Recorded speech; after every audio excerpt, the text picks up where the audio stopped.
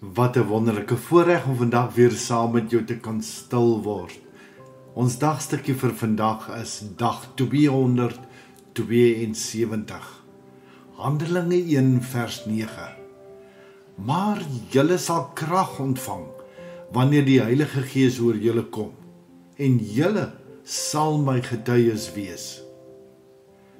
Gelukkige mense bou aan hulle binnewêreld.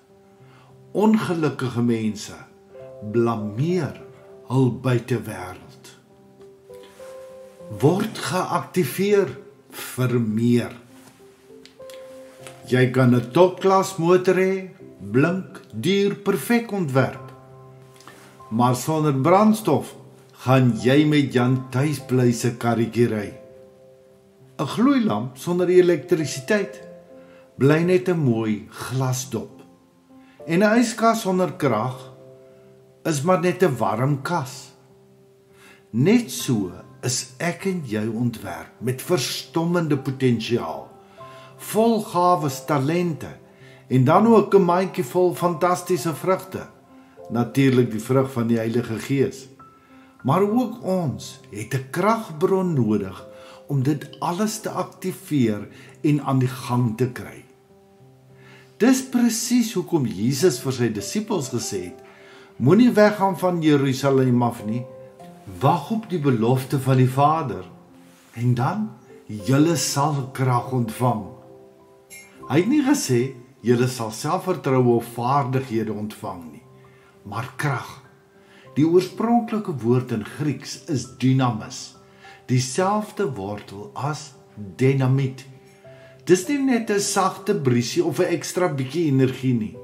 Dis hoogspanning, bonatuurlike krag, goddelike kapasiteit wat in en deur ons sal werk. Jy mag dalk die stem hê van 'n engel, die hande van 'n kunstenaar of die brein van 'n kernwetenskaplike. Maar sonder die Heilige Gees bly dit onontginde potensiaal. Dis soos 'n rekenaar waarvan die powerknoppie nog nooit gedruk is nie. Ons is gemaak vir meer as om net te bestaan. Ons is gemaak om aktief, lewend en vol krag te wees. Maar dit kan net gebeur wanneer die Gees die aanskakelknoppie druk. Dis hoekom Jesus die Heilige Gees gestuur het. Nie as 'n ekstraatjie vir net supergeestelikes nie, maar as 'n noodsaaklikheid vir elkeen wat hom volg. Die Gees gee lewe aan ons gawes. Hy gee kleur en insig aan ons denke. Hy laat ons harte klop vir dinge waarvoor God se hart klop. Hy bring lig waar daar donkerte is. Sonder hom bly alles op standby. So, hoe word jy dan geaktiveer? En hoe groei jy in daardie krag? Wag en vertrou God vir sy meer. Dis nie 'n quick fix nie. Die disippels moes wag in die bovertrek. Nie passief nie, maar met afwagting, smagtend en honger na die Gees. Wees gehoorsaam aan die klein dingetjies. Dis in die getrouheid en regdoen van die klein daaglikse dingetjies wat jy hom in aksie begin sien. Tel op, maak skoon, help waar jy kan, ensovoorts. Bid en bly ingeprop. Gebed is soos om ingeprop te bly in die kragbron. Soos 'n selfoon wat besig is om gelaai te word, ingeprop moet bly. As jy nie ingeprop leef nie, word jou batterye sommer gou pap.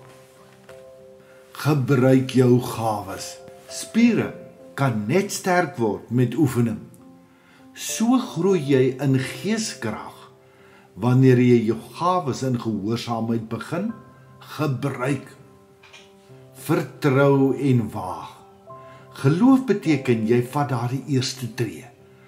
As jy eers begin sien wat God deur jou doen, gaan jy nooit weer tevrede wees met net menslike krag nie. Om te probeer lewe sonder die Gees is om te probeer lewe sonder om asem te haal. Iets weer om oor na te dink. Hoekom dink jy lewe so baie mense ver onder hulle Godgegewe potensiaal? Wat kan ons doen om God se meer vir ons lewens te ontdek? Hoe gaan jy vandag begin om in groter afhanklikheid van die Gees te lewe? Heilige Gees, ek gee vandag weer my lewe vir U. Dankie vir die gawes waarmee U my geseën het. Kom aktiveer dit. Ek wil nie langer in my eie krag leef nie. Vul my, lei my, gebruik my. Laat alles wat U is, sigbaar word deur alles waarmee U my geseën het. Amen. Mag jy ook, soos wat jy jouself beskikbaar stel as instrument vir God, elke sekond van elke dag begin ervaar hoe die Gees jou kom verras met wat hy deur jou wil doen. Liefde groete, Charles Botha. Om elke dag 'n lewendige dagstukkie per WhatsApp te ontvang, kan jy net jou naam en nommer stuur na die nommer wat hier vir jou aangedui is. Stuur dit asseblief per WhatsApp. Jy is ook meer as welkom om ons Lewendige Gemeenskap Facebookblad of ons Lewendige Gemeenskap YouTube kanaal te besoek. Shalom.